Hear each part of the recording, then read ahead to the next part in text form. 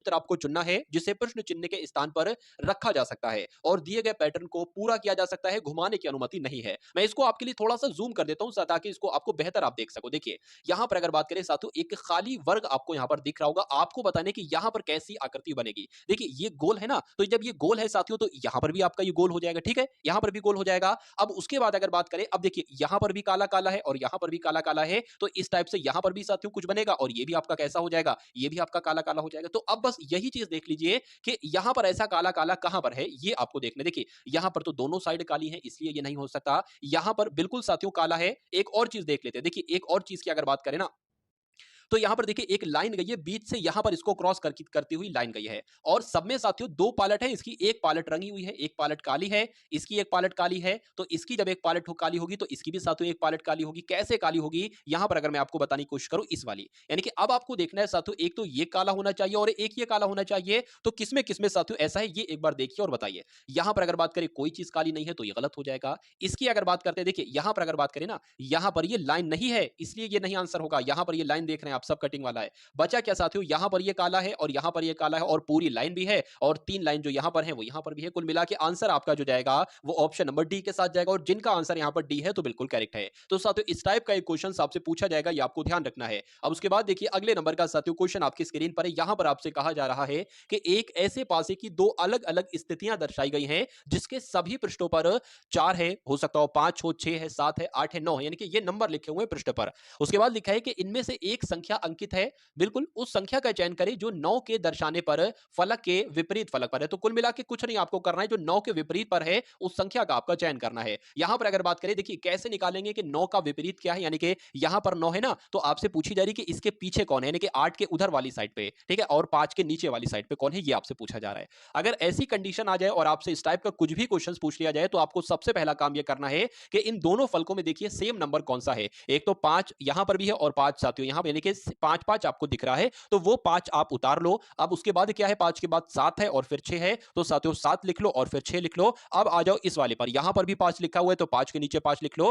5 के बाद कौन सा, जैसे कि हमने यहां पर 5 के बाद 7 था और उसके बाद 6 था, तो यहां पर भी वही क्रम चलेगा क्लॉकवाइज। 5 के बाद 9 है तो 9 उतार लेंगे और 9 के बाद क्या है, 8 है तो 8 उतार लेंगे। बस कुछ नहीं आपको करना है। अगर बात करें 6 का विपरीत होगा 8, यानी कि पूछा जाता 6 का विपरीत क्या है तो आप क्या बताते, तो आप साथियों 8 बताते। अगर पूछा जाता 8 का विपरीत क्या है तो आप क्या बताते, तो आप साथियों 6 बताते। अगर बात करें एग्जाम में पूछा जाता कि 7 का विपरीत क्या है तो 7 का विपरीत 9 है, लेकिन अगर आपसे पूछा जाता 9 का विपरीत क्या है साथियों तो 7 है। तो मेरे हिसाब से 9 का विपरीत ही पूछा गया था और 9 का विपरीत साथियों क्या है, 7 है, इसलिए आंसर आपका जो जाएगा वो ऑप्शन नंबर बी के साथ जाएगा। भाई बहुत बढ़िया, वेरी गुड क्लास। देखिए 7 का 9 का विलोम आपसे पूछा गया था तो 9 का विलोम क्या निकल आएगा, 7 निकल आएगा। भाई बहुत बढ़िया, वेरी गुड क्लास। बड़े बेहतरीन शानदार तरीके से साथियों क्वेश्चंस मैं आपको यहां पर समझाने की पूरी कोशिश करूंगा और मैं ये चाहूंगा कि एक अच्छा स्कोर आप लेकर लौटें, एसएससी जीडी के एग्जाम को क्रैक करके लौटें। चलिए तीसरे नंबर का क्वेश्चन आपकी स्क्रीन पर आ चुका है कि उस विकल्प का आपको चयन करना है जो तीसरी संख्या से उसी प्रकार संबंधित है जिस प्रकार दूसरी संख्या पहली संख्या से संबंधित है। यानी कि 7 से यहां पर 56 हुआ है तो 7 से 56 की जब हम बात करते हैं तो 7 में जब 8 की गुणा कराएंगे तो ये नंबर आ जाएगा।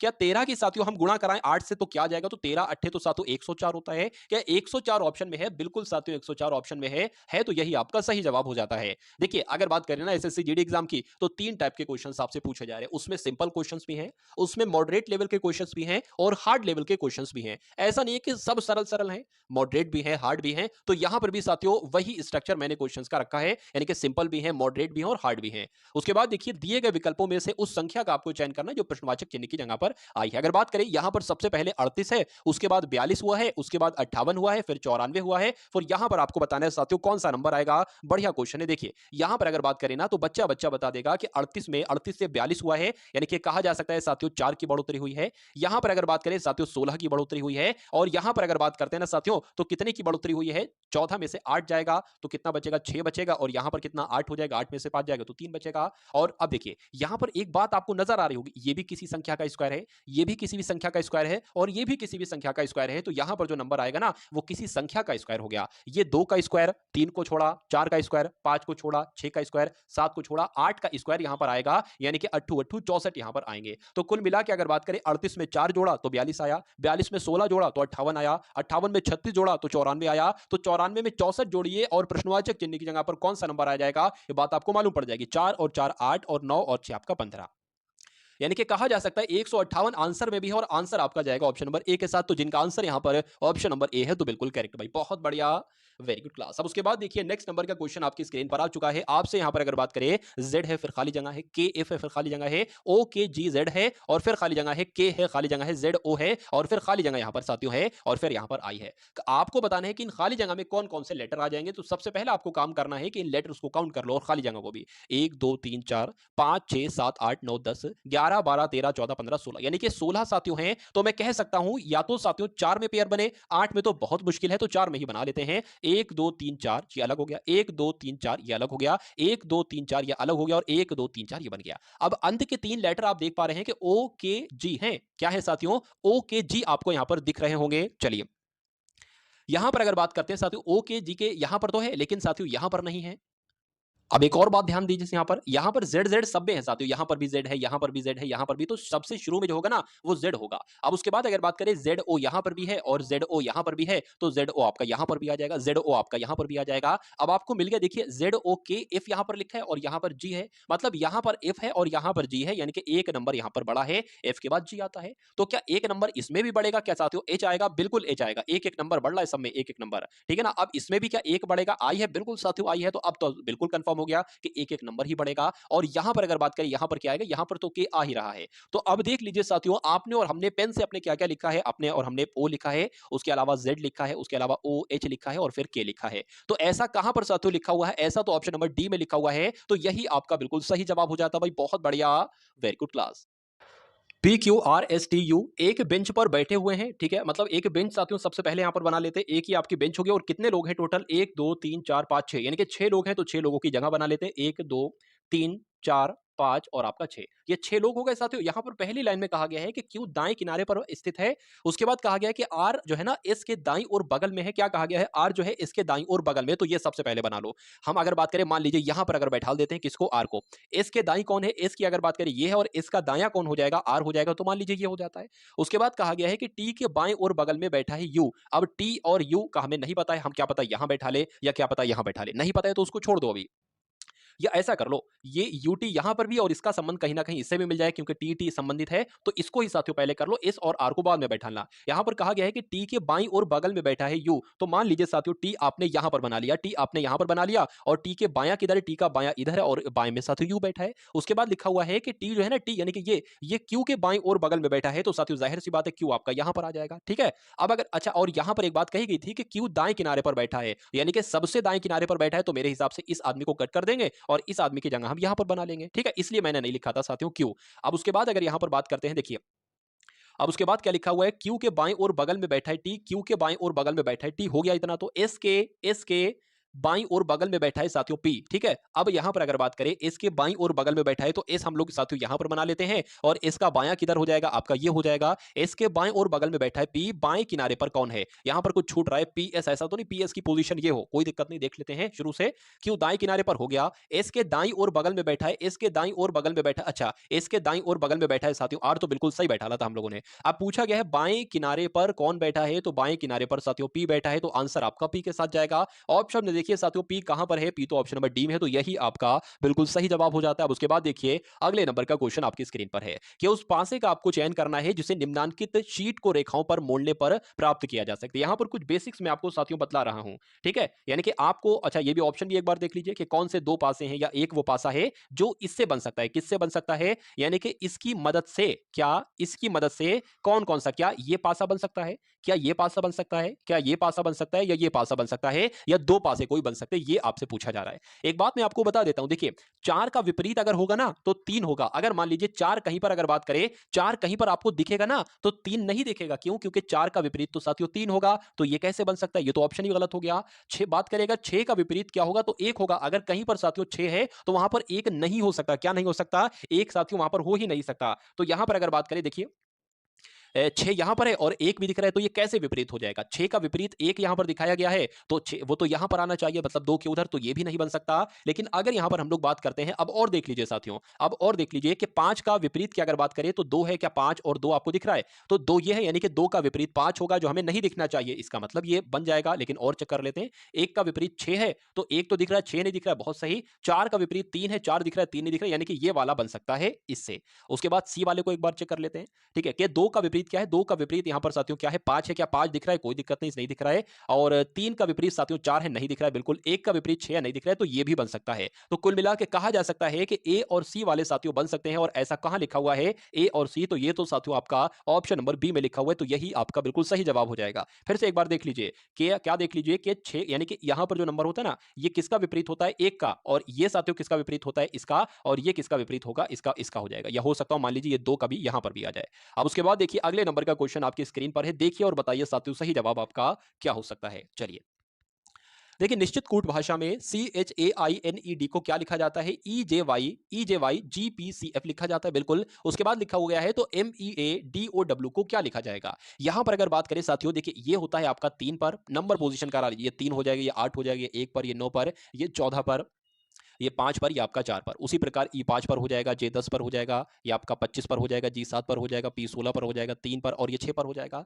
तो यहाँ पर 3 से 5 हुआ है, 2 बढ़ाया गया है। यहाँ पर 8 से 10 हुआ है साथियों, 2 बढ़ाया गया है। और यहाँ पर 1 से 25 हुआ है, तो एक तरीके से कहा जाए तो 2 घटाया गया है। उसके बाद 9 से साथियों क्या हुआ है? 7 हुआ है, 2 घटाया गया है। मतलब पहले 2 बढ़ाया गया, फिर 2 बढ़ाया गया, फिर 2 घटाया गया, फिर 2 घटाया गया। उसके बाद यहाँ पर 14, यहाँ पर 16 हो गया, फिर 2 बढ़ाया गया, और यहाँ पर 5 है और यहाँ पर 3 है, तो फिर साथियों क्या? 2 घटा दिया गया, और उसके बाद फिर से 2 बढ़ा दिया गया, 4 से 6 हो गया। तो सबसे पहले हमें क्या करना है? 2 बढ़ाना है साथियों। तो m में अगर 2 बढ़ाएंगे, m n आपका o हो जाएगा, ठीक है। उसके बाद अगर 2 बढ़ाएंगे, आपका ये 5 होता है, तो यहां पर g आ जाएगा। तो og क्या कहीं पर लिखा हुआ है साथियों? og, एक सेकंड, देखिए ये 8 है, ठीक है, और सीधा सीधा यहां पर 2 बढ़ाया गया था, और ये e है, तो साथियों कुल मिला के यहां पर 2 बढ़ाया जाएगा, ठीक है। तो 2 बढ़ाया जाएगा यहां पर अगर बात करें, तो यहां तो कहीं ऐसा आ ही नहीं रहा है कि ओजी वाला ऑप्शन जो होता है उसको टिक करते।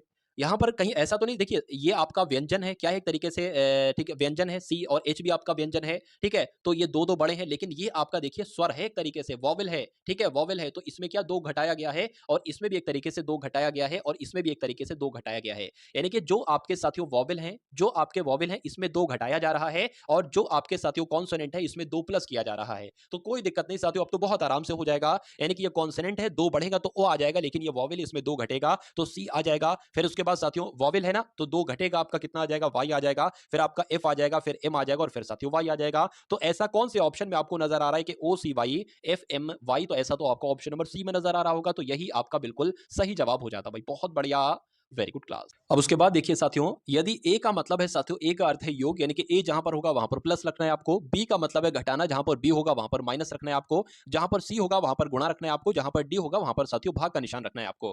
तो ये कैसे नंबर है साथियों? जो नंबर है ना, वो एक बार लिख लीजिए, जैसे 6 लिख लेंगे। उसके बाद साथियों यहां पर ब्रैकेट बंद करेंगे और 57 लिख लेंगे, और बी के लिए जगह छोड़ देंगे, 8 लिख लेंगे, ब्रैकेट बंद कर देंगे। डी लिखा है, डी छोड़ देंगे, 7 आपका, 32 आपका, और 9 यहां पर आ जाएगा। अब देखिए सी यहां पर है ना, तो सी का मतलब क्या है? गुणा है, तो यहां पर गुणा आ जाएगा। बी है ना, बी का मतलब क्या है साथियों? घटाना है, तो यहां पर क्या आ जाएगा? एक तरीके से घटाना आ जाएगा। और यहां पर डी का मतलब क्या है? भाग है, तो यहां पर भाग का निशान आ जाएगा। और यहां पर साथियों क्या आ जाएगा आपका? यहां पर माइनस का आ जाएगा, और यहां पर प्लस का आ जाएगा, क्योंकि ए का मतलब है साथियों योग। अब इसको कैलकुलेट आप कर लीजिए। देखिए 57 की अगर बात करें, इसमें से 58 जाएगा, 57 में से अगर 58 जाएगा तो कितना बचेगा साथियों? 49 बचेगा। और ये भाग आपका 7 है, यानी कि 7 एकम 7, 7 सत्ते 49 आपका हो जाएगा। तो इस पूरे की अगर जगह पर बात करें, यानी कि इस पूरे की जगह पर साथियों क्या आ जाए? 7 सत्ते 49, यानी कि यहां पर कुल मिला के आपका 7 आ जाएगा। और गुणा 6 लिखा है ना, तो गुणा 6 कर दीजिए, और माइनस 32 प्लस आपका 9 हो जाएगा। तो अगर बात करें 6 छंग 36, 6 सत्ते 42 हो जाएगा। 42 माइनस 32 प्लस इसको 9, यानी कि ये सॉल्व कर दो और आंसर आपका आपके सामने आ जाएगा। तो 40 में से जब 32 जाएंगे तो कितने बचेंगे साथियों? 10 बचेंगे।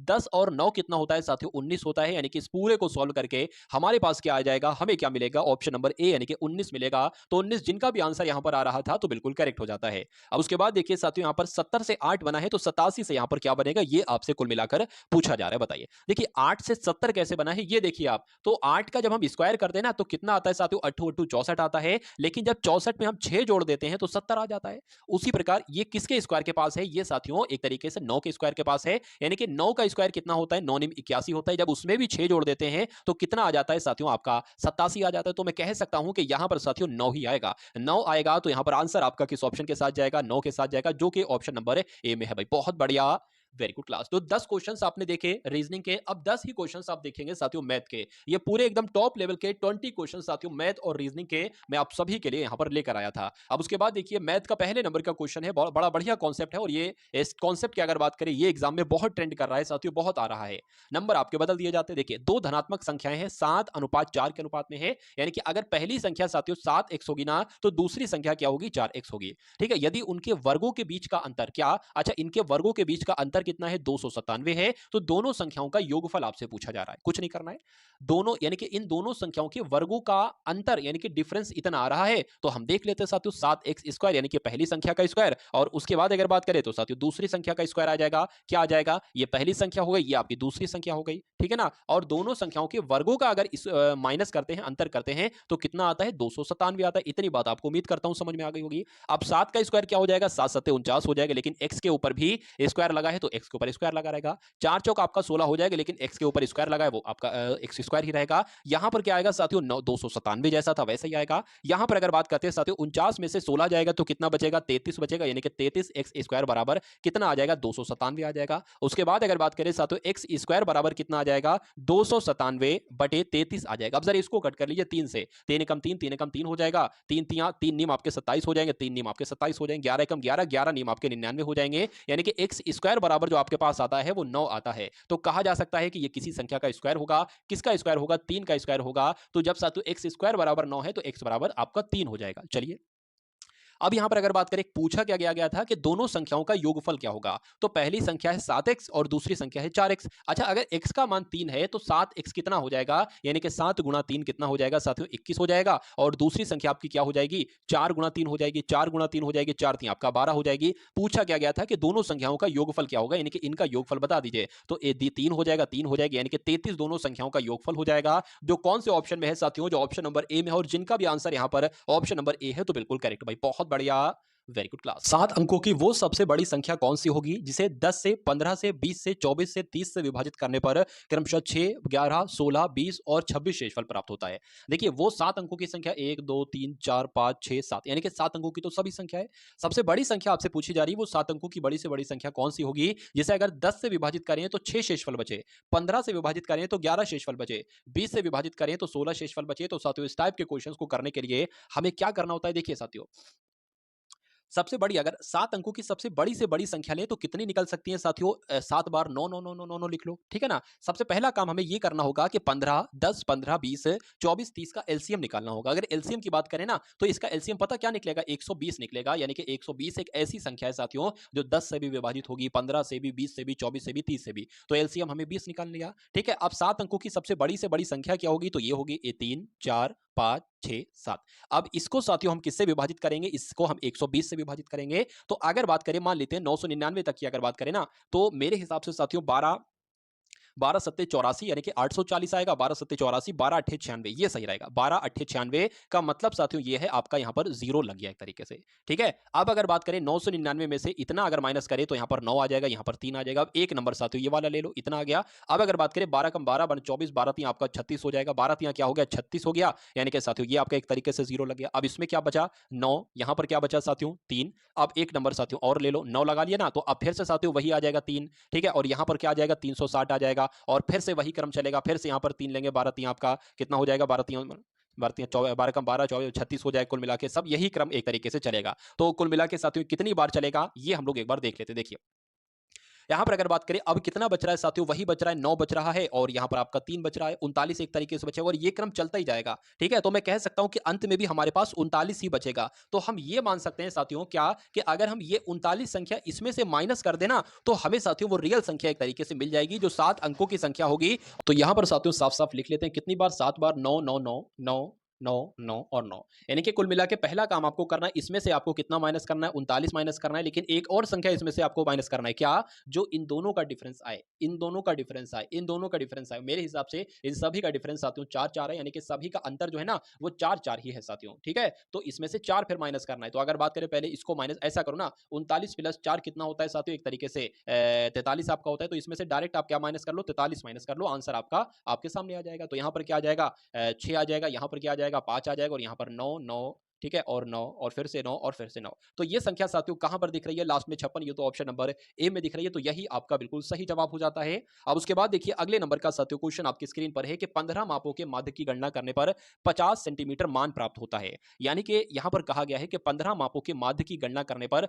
50 सेंटीमीटर मान प्राप्त होता है, ठीक है? तो मैं कह सकता हूँ साथियों कि अगर हमें 15 मापों 15 की गुणा साथियों किससे कर दी जाए? 50 से कर दी जाए, यानी कि इस संख्या की गुणा अगर इससे कर दी जाए तो हमें इतना मालूम हो जाएगा कुल मान कितना है। तो 15 पंजे 75, यानी कि 750 क्या है साथियों? एक तरीके से कुल मान है, ठीक है? देखिए, एक तरीके से वही औसत वाला प्रश्न है, माध्य का मतलब ही औसत होता है। 15 मापों के माध्य की गणना करने पर 50 सेंटीमीटर मान प्राप्त होता है, यानी कि 15 संख्याएं हैं एक तरीके से, और औसत कितना है यानी कि माध्य कितना है? 50 है। तो अगर हमें टोटल साथियों माप अगर हमें निकालना हो तो इन दोनों की गुणा ही तो कराएंगे, तो कुल मिला के 750 इनका योगफल निकला है। लेकिन ये पाया गया है कि माप को 61 सेंटीमीटर के बजाय 46 सेंटीमीटर दर्ज किया गया है। तो साथियों यहां पर मैं कह सकता हूं कि करना था 61 लेकिन हो गया 46, यानी कि कितना कम हुआ है? तो देख लीजिए एक बार, 61 में से 46 अगर घटाएं तो यहां पर 5 आ जाएगा, यहां पर 1 आ जाएगा, यानी कि 15 कम इसमें ऐड हुआ है। जब 15 कम इसमें ऐड हुआ है, 61 की जगह पर 46 ऐड हुआ ना, तो 15 कम ऐड हुआ है, तो इसमें अब साथियों 15 ऐड करा लो। 15 ऐड कराओगे तो 765 आ जाएगा, और संख्याएं कितनी थी? 15 संख्याएं थी। तो कहा जा रहा है कि सही माध्य क्या होगा? तो सही माध्य तो इनको कैलकुलेट कराने पर आएगा साथियों। 3 पंजे 15 आपका हो जाएगा,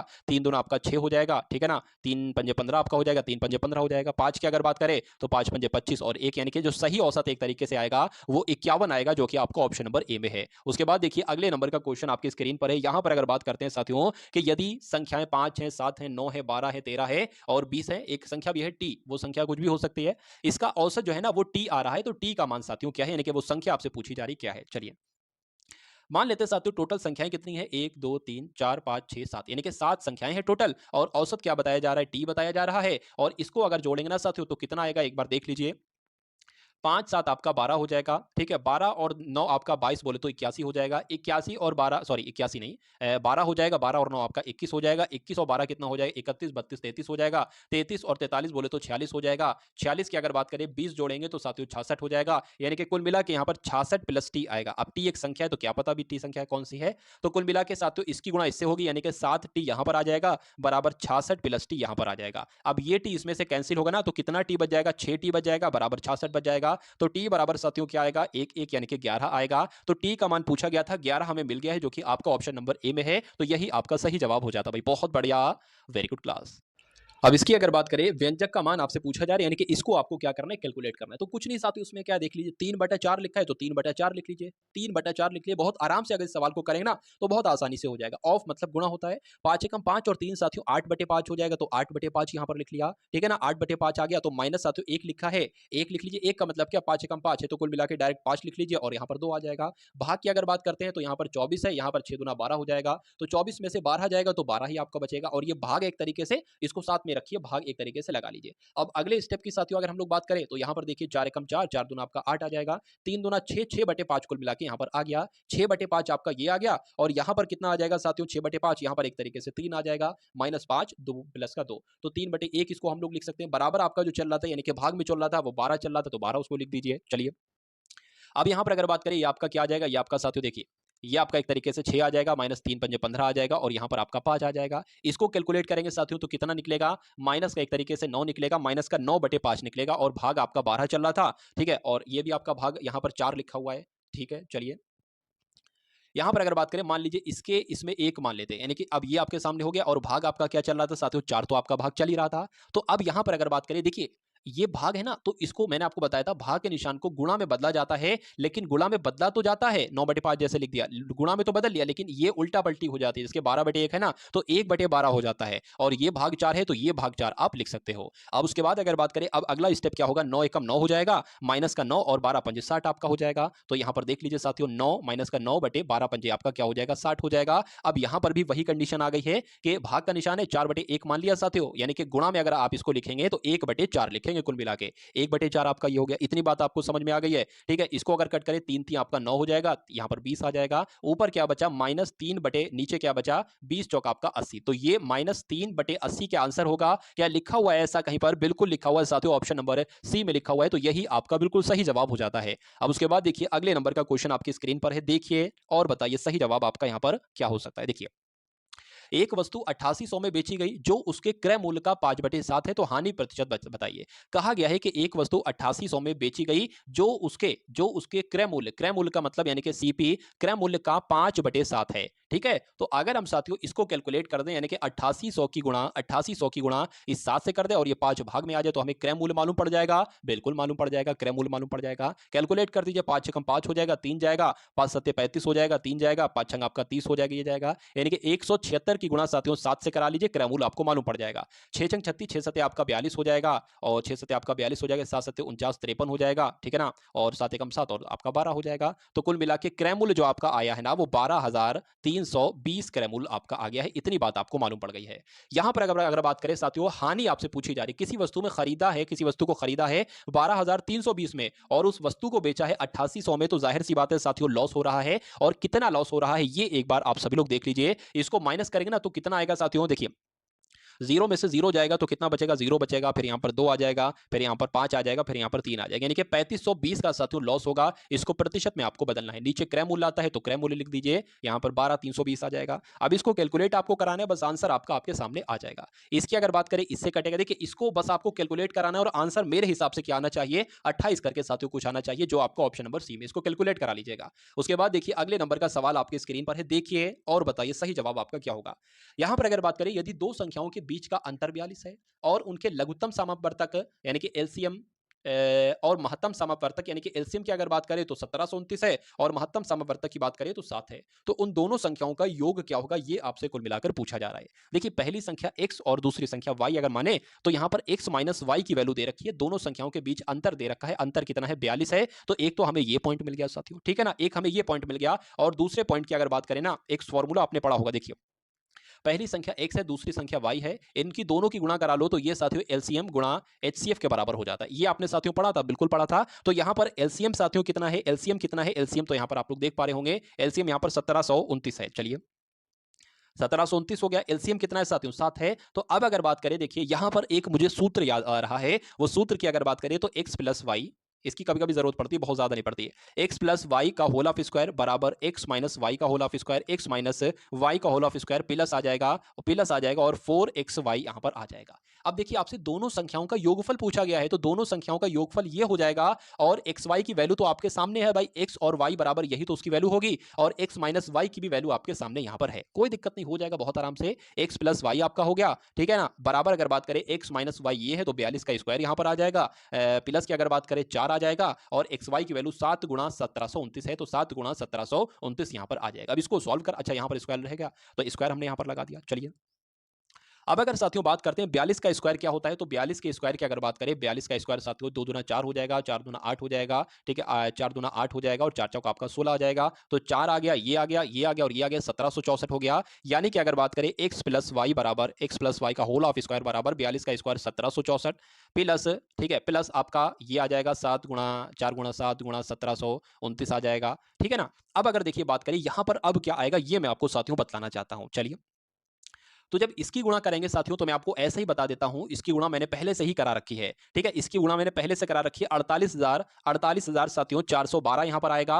और यहां पर प्लस क्या है साथियों 1764 है। अब जब इनको जोड़ोगे ना तो मैं यहां पर आपको लिखकर बता देता हूं, इसको मैं कट कर दिया। क्या था यहां पर, था x प्लस वाई का whole of square, x plus y का होल ऑफ स्क्वायर। अगर हम उन दोनों संख्याओं को जोड़ देते हैं तो कितना आ जाता है साथियों, 50,176 आ जाता है ना, ठीक है। तो अब साथियों ये किसी का स्क्वायर होगा, और ये किसका स्क्वायर है साथियों ये भी मैं आपको बता देता हूं। ये साथियों 224 का स्क्वायर है, 224 का स्क्वायर है। तो x प्लस वाई हमारे पास कितना आया, 224 आया। अच्छा पूछा क्या गया था कि दोनों संख्याओं का योगफल क्या होगा, तो पहली संख्या ये, दूसरी संख्या ये, दोनों का योगफल कितना, 224। तो 224 ही तो आपका आंसर जाएगा। कुछ नहीं करना है साथियों, 50,176 का किसका स्क्वायर है, इसकी अगर बात करें तो इसका एलसीएम एक तरीके से इस टाइप से निकाल लो, आपको मालूम पड़ जाएगा। ठीक है, मान लीजिए दो संख्या 2 बार आ रही है तो उसको एक बार लिखना है, ठीक, इस टाइप से बहुत आराम से हो जाएगा, कोई दिक्कत नहीं है। चलिए उसके बाद अगर बात करें कि यदि 15% वार्षिक ब्याज पर 2 वर्षों के लिए निवेश की गई धनराशि के साधारण ब्याज और चक्रवृद्धि ब्याज के बीच का अंतर कितना है, 225 है, तो धनराशि क्या होगी। इसका देखिए एक सूत्र होता है, मैं आपको कई बार बता चुका हूं कि अगर कभी भी ऐसा लिखा हो कि 2 सालों के निवेश की गई राशि के साधारण ब्याज और चक्रवृद्धि ब्याज का अंतर दे रखा हो साथियों, तो अंतर की अगर बात करें डी कहते हैं, ठीक है, डिफरेंस बराबर क्या आता है, यानी कि अंतर बराबर क्या आ जाएगा, पी यानी कि मूलधन आर बटे r बटे 100 का होल ऑफ स्क्वायर आ जाएगा यहाँ पर। डिफरेंस कितना दे रखा है, 225 दे रखा है, बराबर अगर मूलधन की बात करें तो मूलधन ही आपसे पूछा गया धनराशि, ठीक है। r की अगर बात करें तो r साथियों कितना है, 15 है, तो 15 की अगर बात करें और साथियों यहाँ पर अगर देखिए 15 गुणा 15 आ जाएगा और यहाँ पर 100 गुणा 100 आ जाएगा, एक तरीके से 100 गुणा यहाँ पर 100 आ जाएगा। अगर इसकी बात करें कट हो सकता है बिल्कुल, 5 3 आपका 15 हो जाएगा और यहाँ पर आपका 20 आ जाएगा, यहाँ पर भी आपका 3 आ जाएगा और यहाँ पर भी आपका 20 आ जाएगा। अब देखिए साथियों क्या होता है, तो देखिए यहाँ पर साथियों अब साफ-साफ लिख लेते हैं क्या था, P बराबर यानी कि मूलधन ही आपसे पूछा गया था, मूलधन बराबर क्या था, 225 था, 225 था गुणा साथियों 400 था और नीचे 3 था, यानी कि 3 गुणा 3 था कुल मिला के। तो इसको अगर कट करेंगे 3 एकम 3 हो जाएगा, 3 सत्ते आपका 21 होगा और कितना ही दर्जा साथियों जाएगा, 1 जाएगा 15 हो जाएगा, 3 पंजे 15 हो जाएगा, 3 से फिर कटेगा करेंगे साथियों कितना आ जाएगा, 3 दूना आपका 6 हो जाएगा, 3 पंजे आपका 15 हो जाएगा, ठीक है ना। तो 75 चौक कितना होते हैं साथियों, 75 चौक आपका 100 होते हैं और 2 जीरो लगे तो वो लगा देंगे, यानी कि कुल मिला के 10,000 आपका मूलधन निकलेगा। और कौन से ऑप्शन में है ये, तो ऑप्शन नंबर ए में है, तो यही आपका बिल्कुल सही जवाब हो जाता है। किसी निश्चित जमा राशि पर 3.5% वार्षिक ब्याज दर से एक वर्ष में ब्याज 210 प्राप्त होता है, उसी जमा राशि पर 4% वार्षिक ब्याज की दर से एक वर्ष में कितना अतिरिक्त ब्याज प्राप्त होगा। यहां पर देखिए आपके आपके यहां पर अगर बात करें प्रश्न में आपको क्या क्या दे रखा है, एक तो साथियों आर बराबर दे रखा है जो कि यानी कि दर कितनी है, 3.5% है। उसके अगर बात करें एसआई आपको दे रखा है, साधारण ब्याज दे रखा है 210 है। और अगर बात करें समय आपको दे रखा है साथियों कितना, एक वर्ष का। तो पूछा क्या आपसे जा रहा है, एक तरीके से मूलधन आपसे निकालने को पूछा जा रहा है, तो पहले मूलधन निकालिए। अगर बात करें साथियों पी बराबर क्या हो जाएगा, साधारण ब्याज आपका 210 हो जाएगा, गुणा आपका यहां पर 100 हो जाएगा, बटे में आर कितना हो जाएगा, 3.5 हो जाएगा, गुणा समय कितना है, 1 है। इस पॉइंट को हटाएंगे, जीरो बढ़ा लेंगे, 7 पंजे आपका हो जाएगा 35, 7 तीन आपका हो जाएगा 21। अगर बात करिए 3 जीरो लगे ना, इसी में लगा लो। अब 5 एकम 5, 5 छंग आपका क्या हो जाएगा, 30 हो जाएगा और जीरो कितने लगे, 3 लगे ना, तो 3 लगा लो। तो कुल मिला के साथियों पी आपके सामने आ गया, कितना है, मूलधन आपको मिल गया 6000 है। अच्छा, उसके बाद कहा गया कि उसी जमा राशि पर यानी कि इस 6000 पर 4% वार्षिक ब्याज की दर से एक वर्ष में कितना अतिरिक्त ब्याज प्राप्त होगा, ये आपसे पूछा जा रहा है। चलिए कोई दिक्कत नहीं है, कितना अतिरिक्त ब्याज प्राप्त होगा, तो एसआई बराबर की अगर बात करें ना, अतिरिक्त ब्याज एसआई बराबर अगर बात करें तो मूलधन कितना है साथियों 6000 है, गुणा दर कितनी है 1 4 है और समय कितना 1 है, तो साथियों यहाँ पर 100 आ जाएगा, 2 जीरो से ये 2 जीरो कट जाएंगे, 6 चक्कू आपका 24 हो जाएगा, यानी कि एसआई बराबर कितना आ जाएगा, 240 आ जाएगा। यहाँ पर अब बहुत ध्यान से एक बात देखिए, ठीक है ना, बहुत ध्यान से देखा, 240 यहाँ पर आया है और सॉरी, और पहले कितना साथियों एसआई आपके पास था, साधारण ब्याज 210 था, तो 210 पहले था, अब हो चुका है 240, यानी कि कितना अतिरिक्त साधारण ब्याज हमें प्राप्त हुआ है, 30 प्राप्त हुआ है। तो 30 ही तो साथियों आपका सही जवाब होगा, क्योंकि इसमें पूछा गया था कि उसी राशि पर इतने प्रतिशत वार्षिक दर से एक वर्ष में कितना अतिरिक्त ब्याज प्राप्त होगा, तो 30 प्राप्त होगा। उसके बाद देखिए अगले नंबर का क्वेश्चन आपकी स्क्रीन पर है, चलिए यहाँ पर देखिए, अगर बात करें कि यदि एक वृत्तीय बेलन की त्रिज्या, ऊंचाई, त्रिज्या, ठीक है, त्रिज्या और ऊंचाई क्रमशः कितनी, अगर त्रिज्या कहा गया है कि 10 सेंटीमीटर है और ऊंचाई कहा गया है कि 15 सेंटीमीटर है और एक गोले की त्रिज्या 5 सेंटीमीटर है, तो बेलन के वक्र पृष्ठीय क्षेत्रफल और गोले के वक्र पृष्ठीय क्षेत्रफल का अनुपात आपसे पूछा जा रहा है। देखिए यहां पर अगर बात करें साथियों, मैं शॉर्ट में लिख रहा हूं कि अगर बेलन के वक्र पृष्ठीय क्षेत्रफल का कितना होता है साथियों सूत्र, तो 2 पाई आर एच होता है, बिल्कुल। और अगर बात करें गोले के वक्र पृष्ठ का क्षेत्रफल कितना, फॉर्मूला कितना होता है, 4 पाई आर स्क्वायर। ये इसका अनुपात पूछा गया है, इसका अनुपात और इसका अनुपात। तो अगर बात करें पाई से पाई हम कैंसिल कर ले, बिल्कुल। 2 की अगर बात करते हैं यानी कि 2 जैसे लिखा है वैसे लिख दोगे। आर यहां पर कितना आया है, आर की अगर बात करें, यहां पर अगर बात करें, देखिए आर की अगर बात करें 10 आया है और ऊंचाई 15 है, यानी कि एच 15 है, तो आर 10 हो जाएगा, एच आपका 15 हो जाएगा। बटी की अगर बात करें 4 जैसा लिखा है वैसे लिख लो, और गोली की त्रिज्या क्या बताई गई है, 5 बताई गई है, यानी कि 5 गुणा 5 आपका हो जाएगा। इससे ये आपका कट हो जाएगा, ठीक है, इससे ये आपका कट हो जाएगा और इससे ये आपका कट हो जाएगा, और 5 एकम 5, 5 3 आपका कितना आ जाएगा, यहां पर आपका साथियों 3 आ जाएगा। तो कुल मिला के ऊपर 3 है और नीचे 1 है, तो मैं